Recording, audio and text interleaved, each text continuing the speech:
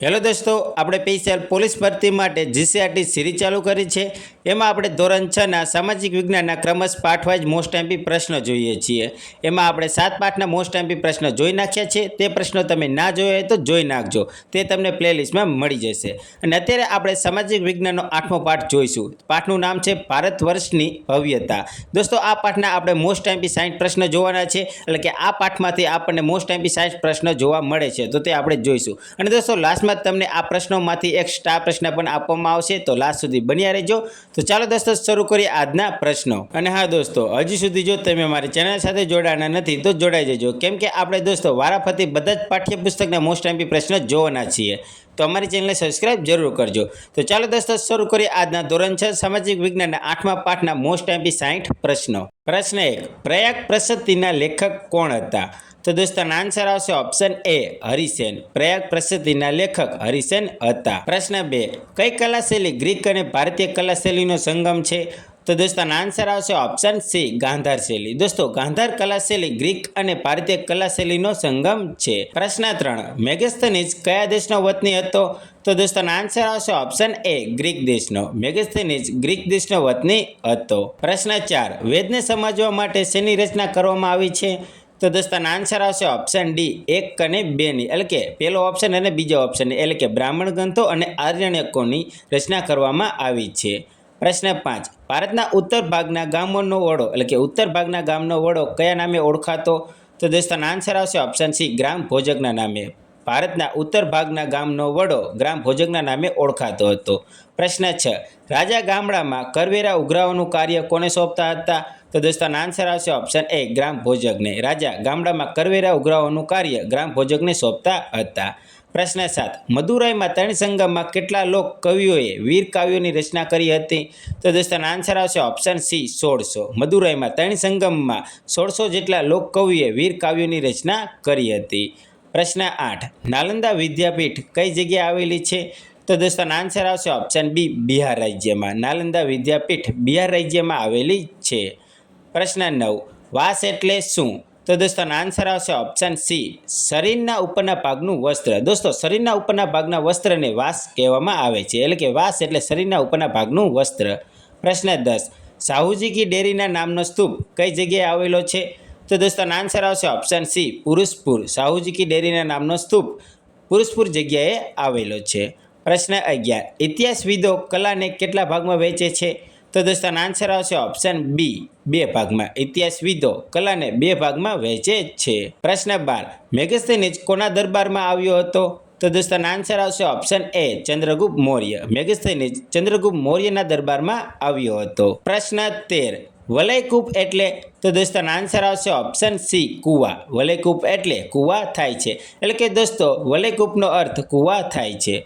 પ્રશ્ન 14, યુઅન, એટલે કે યુઅન સ્વાંગ કોના સમયમાં ભારત આવ્યો હતો? તો દોસ્તો, આન્સર આવશે ઓપ્શન એ, હર્ષવર્ધનના। યુઅન સ્વાંગ હર્ષવર્ધનના સમયમાં ભારત આવ્યો હતો। પ્રશ્ન 15, ભારતમાં સૌથી શ્રેષ્ઠ સિક્કા કયા કાળના જોવા મળે છે? તો દોસ્તો, આન્સર આવશે ઓપ્શન બી, ગુપ્તકાળમાં। ભારતમાં સૌથી શ્રેષ્ઠ સિક્કા ગુપ્તકાળમાં જોવા મળે છે।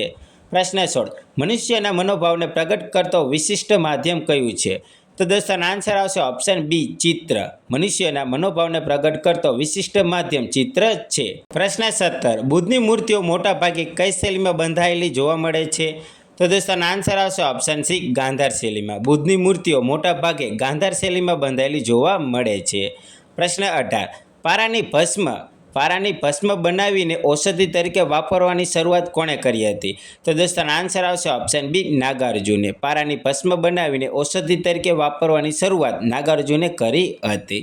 પ્રશ્ન 19, ભારતમાં સૌથી જૂના ચિત્રો કયા યુગના મળી આવ્યા છે? તો દોસ્તો, આન્સર આવશે ઓપ્શન એ, પાષાણ યુગના। ભારતમાં સૌથી જૂના ચિત્રો પાષાણ યુગમાં મળી આવ્યા છે, એટલે કે મળી આવ્યા હતા। પ્રશ્ન 20, ભારતમાં સૌથી જૂના સિક્કા કયા છે? તો દોસ્તો, આન્સર આવશે ઓપ્શન સી, પંચમાર્ક નામના। દોસ્તો, ભારતમાં સૌથી જૂના સિક્કા પંચમાર્ક નામના સિક્કા છે। પ્રશ્ન 21, પુરાણોની સંખ્યા કેટલી છે? તો દોસ્તો, આન્સર આવશે ઓપ્શન ડી, 18। પુરાણોની સંખ્યા 18 જેટલી છે। પ્રશ્ન 22 કયા ધર્મના ગ્રંથો અને આગમ ગ્રંથો કહેવામાં આવે છે? એટલે કે કયા ધર્મના ગ્રંથને આગમ ગ્રંથો કહેવામાં આવે છે? તો દોસ્તો આન્સર આવશે ઓપ્શન એ, જૈન ધર્મના ગ્રંથોને આગમ ગ્રંથો કહેવામાં આવે છે. પ્રશ્ન 23 આગમ ગ્રંથોની સંખ્યા કેટલી છે? તો દોસ્તો આન્સર આવશે ઓપ્શન બી, 12. આગમ ગ્રંથોની સંખ્યા 12 છે. પ્રશ્ન 24 કઈ જગ્યાએ બુદ્ધની જાતક કથાઓને અને બુદ્ધની સાધનાના ચિત્રો દોરવામાં આવ્યા છે? તો દોસ્તો આન્સર આવશે ઓપ્શન એ, અજંતા ઇલોરાની જગ્યાએ, એટલે કે તે ગુફામાં અજંતા ઇલોરાની જગ્યાએ બુદ્ધની જાતક કથાઓ અને બુદ્ધની સાધનાના ચિત્રો દોરવામાં આવ્યા છે. પ્રશ્ન 25 મહાભારતમાં કેટલા શ્લોકનું આલેખન છે? તો દોસ્તો આન્સર આવશે ઓપ્શન એ, 1,00,000 જેટલા. દોસ્તો મહાભારતમાં 1,00,000 જેટલા શ્લોકનું આલેખન છે. પ્રશ્ન 26 રામાયણની રચના કોના દ્વારા થાય છે? તો દોસ્તો આન્સર આવશે ઓપ્શન એ, વાલ્મીકી દ્વારા. રામાયણની રચના વાલ્મીકી દ્વારા થાય છે, એટલે કે રામાયણની રચના વાલ્મીકીએ કરી હતી. પ્રશ્ન 27 દોસ્તો આ પ્રશ્ન બીજી વાર આવી ગયો, આપણે આગળ જોઈ લીધો. તો પ્રશ્ન 28 મહાભારતની રચના કોના દ્વારા થઈ છે? તો દોસ્તો આન્સર આવશે ઓપ્શન સી, વેદ વ્યાસ દ્વારા. મહાભારતની રચના વેદ વ્યાસ દ્વારા થઈ છે. પ્રશ્ન 29 બૌદ્ધ અને જૈન સાધુઓને રહેવા માટે પર્વત કોતરીને ગુફા બનાવવામાં આવતી તે સ્થળ કયા નામે ઓળખાતું? તો દોસ્તો આન્સર આવશે ઓપ્શન બી, વિહાર. બૌદ્ધ અને જૈન સાધુઓને રહેવા માટે પર્વત કોતરીને ગુફા બનાવવામાં આવતી તે સ્થળ વિહારના નામે ઓળખાતું. પ્રશ્ન 30 ખેતીની શરૂઆત કયા કાળ દરમિયાન થઈ હતી? તો દોસ્તો આન્સર આવશે ઓપ્શન બી, પ્રાચીન યુગ દ્વારા. ખેતીની શરૂઆત પ્રાચીન યુગ એટલે કે તે કાળ દરમિયાન થઈ હતી. પ્રશ્ન 31 ચૈત્યનો ઉપયોગ શેના માટે થતો હતો? ચૈત્યનો ઉપયોગ શેના માટે થતો હતો? તો દોસ્તો આન્સર આવશે ઓપ્શન ડી, પ્રાર્થના ગૃહ માટે. ચૈત્યનો ઉપયોગ પ્રાર્થના ગૃહ માટે થતો હતો. પ્રશ્ન 32 નાલંદા વિશ્વવિદ્યાપીઠના આચાર્ય કોણ હતું? તો દોસ્તો આન્સર આવશે ઓપ્શન સી, નાગાર્જુન. નાલંદા વિશ્વવિદ્યાપીઠના આચાર્યનું નામ નાગાર્જુન હતું, એટલે કે આચાર્ય નાગાર્જુન હતા. પ્રશ્ન 33 ભીમબેટકા કઈ જગ્યાએ આવેલું છે? તો દોસ્તો આન્સર આવશે ઓપ્શન એ, મધ્યપ્રદેશ રાજ્યમાં. ભીમબેટકા મધ્યપ્રદેશ રાજ્યમાં આવેલું છે. પ્રશ્ન 34 જય સંહિતા તરીકે કયો ગ્રંથ ઓળખાય છે? તો દોસ્તો આન્સર આવશે ઓપ્શન ડી, મહાભારત. જય સંહિતા તરીકે મહાભારત ઓળખાય છે, એટલે કે તે ગ્રંથ મહાભારત તરીકે ઓળખાય છે. પ્રશ્ન 35 સાહુજી ડેરી નામે સ્તૂપ કોણે બંધાવ્યો હતો? તો દોસ્તો આન્સર આવશે ઓપ્શન સી, કનિષ્ક રાજાએ. દોસ્તો સાહુજી ડેરી નામે સ્તૂપ કનિષ્ક રાજાએ બંધાવ્યો હતો. પ્રશ્ન 36 કઈ વિદ્યાપીઠમાં વિદ્યાર્થીઓના પ્રવેશ માટે પરીક્ષા પાસ કરવી પડતી હતી? દોસ્તો આન્સર આવશે ઓપ્શન સી, વલ્લભી. દોસ્તો વલ્લભી વિદ્યાપીઠમાં વિદ્યાર્થીઓને પ્રવેશ માટે તેમને પરીક્ષા આપવી પડતી હતી. પ્રશ્ન 37 મેગસ્થનીઝે કયા ગ્રંથની રચના કરી હતી? તો દોસ્તો આન્સર આવશે ઓપ્શન એ, ઇન્ડિકા નામના ગ્રંથની. મેગસ્થનીઝે ઇન્ડિકા નામની ગ્રંથની રચના કરી હતી. પ્રશ્ન 38 સ્તૂપની મધ્યમાં શું રાખવામાં આવતું હતું? તો દોસ્તો આન્સર આવશે ઓપ્શન બી, ભગવાન બુદ્ધના અવશેષો. સ્તૂપની મધ્યમાં ભગવાન બુદ્ધના અવશેષો રાખવામાં આવતા હતા. પ્રશ્ન 39 ગ્રામ ભોજકનું પદ કઈ રીતે નક્કી થતું હતું? તો દોસ્તો આન્સર આવશે ઓપ્શન ડી, વંશ પરંપરાગત હતું. ગ્રામ ભોજકનું પદ વંશ પરંપરાગત હતું. પ્રશ્ન 40 દક્ષિણ ભારતના બંદરો કઈ વસ્તુના નિકાસ માટે જાણીતા કેન્દ્રો હતા? તો દોસ્તો આન્સર આવશે ઓપ્શન ડી, 1 અને 2 બંને, એટલે કે એ અને બી. કાળામરી અને તેજાના. દક્ષિણ ભારતના બંદરો કાળામરી અને તેજાના જેવી વસ્તુના નિકાસ માટે પ્રચલિત હતા. પ્રશ્ન 41 સંગમ સાહિત્ય ભારતના કયા ભાગનું પ્રચલિત સાહિત્ય છે? તો દોસ્તો આન્સર આવશે ઓપ્શન એ, દક્ષિણ ભારતનું. સંગમ સાહિત્ય ભારતના દક્ષિણ ભારત ભાગનું પ્રચલિત સાહિત્ય છે. પ્રશ્ન 42 કજાર અને તંજર એ કઈ ભાષામાં લખાયેલા ગ્રંથો છે? તો દોસ્તો આન્સર આવશે ઓપ્શન બી, તિબેત ભાષામાં. કજાર અને તંજર એ તિબેત ભાષામાં લખાયેલા ગ્રંથો છે. પ્રશ્ન 43 અષ્ટાધાયી ગ્રંથની રચના કઈ સદીમાં થઈ હતી? તો દોસ્તો આન્સર આવશે ઓપ્શન સી, 5મી, એટલે કે અષ્ટાધાયી ગ્રંથની રચના 5મી સદીમાં થઈ હતી. પ્રશ્ન 44 વિક્રમશિલા અને ઓદંતપુરી નામની વિદ્યાપીઠો કઈ જગ્યાએ આવેલી હતી? તો દોસ્તો આન્સર આવશે ઓપ્શન ડી, બંગાળમાં. વિક્રમશિલા અને ઓદંતપુરી નામની વિદ્યાપીઠો બંગાળમાં આવેલી હતી.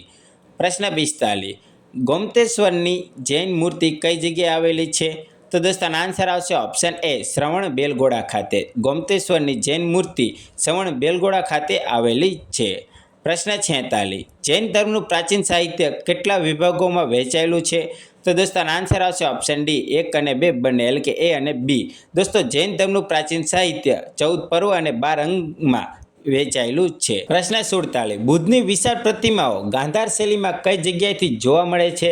તો દોસ્તો આનો આન્સર આવશે ઓપ્શન ડી 1 અને 2 બંને, એટલે કે એ અને બી. બામ્યમ અને ચારસડા ખાતે બુદ્ધની વિશાળ પ્રતિમાઓ ગાંધાર શૈલીમાં જોવા મળે છે. પ્રશ્ન 48, અષ્ટાધ્યાયી ગ્રંથ એટલે કે અષ્ટાધ્યાયી વ્યાકરણ ગ્રંથની રચના કોણે કરી હતી? તો દોસ્તો આનો આન્સર આવશે ઓપ્શન સી પાણિનીએ. અષ્ટાધ્યાયી વ્યાકરણ ગ્રંથની રચના પાણિનીએ કરી હતી. પ્રશ્ન 49, સૌપ્રથમ સ્તૂપનું નિર્માણ કઈ જગ્યાએ થયું? તો દોસ્તો આનો આન્સર આવશે ઓપ્શન સી વજ્જી સંઘ ખાતે. સૌપ્રથમ સ્તૂપનું નિર્માણ વજ્જી સંઘ ખાતે એટલે કે તે જગ્યાએ થયું હતું. દોસ્તો યાદ રાખજો, ઇમ્પોર્ટન્ટ છે.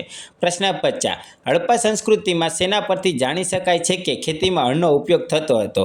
તો દોસ્તો આનો આન્સર આવશે ઓપ્શન એ રમકડા પરથી. હડપ્પા સંસ્કૃતિમાં રમકડા પરથી જાણી શકાય છે કે ખેતીમાં હળનો ઉપયોગ થતો હતો. પ્રશ્ન 51, સાંચીના સ્તૂપની ફરતે કાષ્ઠ નિર્માણ કરવાનું કાર્ય કયા વંશના રાજાએ કર્યું? તો દોસ્તો આનો આન્સર આવશે ઓપ્શન ડી સુંગ વંશના. સાંચીના સ્તૂપની ફરતે કાષ્ઠ નિર્માણ કરવાનું કાર્ય સુંગ વંશના રાજાએ કર્યું હતું. પ્રશ્ન 52, નીવી એટલે શું? તો દોસ્તો આનો આન્સર આવશે ઓપ્શન બી શરીરના નીચેના ભાગનું વસ્ત્ર. દોસ્તો શરીરના નીચેના ભાગના વસ્ત્રને નીવી કહેવામાં આવતું હતું. પ્રશ્ન 53, અધિવાસ એટલે શું? તો દોસ્તો આનો આન્સર આવશે ઓપ્શન ડી દુપટ્ટો. અધિવાસ એટલે દુપટ્ટો, જે અધિવાસ એટલે દુપટ્ટો. પ્રશ્ન 54, ભારતીય સાહિત્યને કેટલા ભાગમાં વહેંચવામાં આવે છે? તો દોસ્તો આનો આન્સર આવશે ઓપ્શન સી 3 ભાગમાં. ભારતીય સાહિત્યને 3 ભાગમાં વહેંચવામાં આવે છે. પ્રશ્ન 55, ઇતિહાસવિદો કલાને કયા કયા વિભાગમાં વહેંચે છે? તો દોસ્તો આનો આન્સર આવશે ઓપ્શન ડી 1 અને 2 બંને. દોસ્તો આપણે આગળ જોયો પ્રશ્ન કે 2 ભાગમાં વહેંચવામાં આવે છે, તો લલિત કળા અને નિદર્શન કળામાં વહેંચવામાં આવે છે. પ્રશ્ન 56, ઉપનિષદોની સંખ્યા કેટલી છે?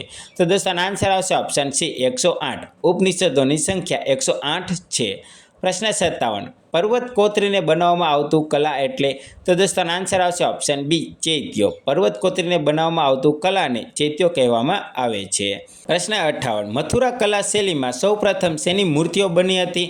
તો દોસ્તો આનો આન્સર આવશે ઓપ્શન બી બુદ્ધની. મથુરા કલા શૈલીમાં સૌપ્રથમ બુદ્ધની મૂર્તિ બની હતી. દોસ્તો ખાસ યાદ રાખજો, અહીંયા તમે ભૂલ ખાઈ શકો છો. પ્રશ્ન 59, સ્તૂપ એટલે કયા આકારનો ગુંબજ? તો દોસ્તો આનો આન્સર આવશે ઓપ્શન બી અંડાકાર. સ્તૂપ એટલે અંડાકાર આકારનો ગુંબજ.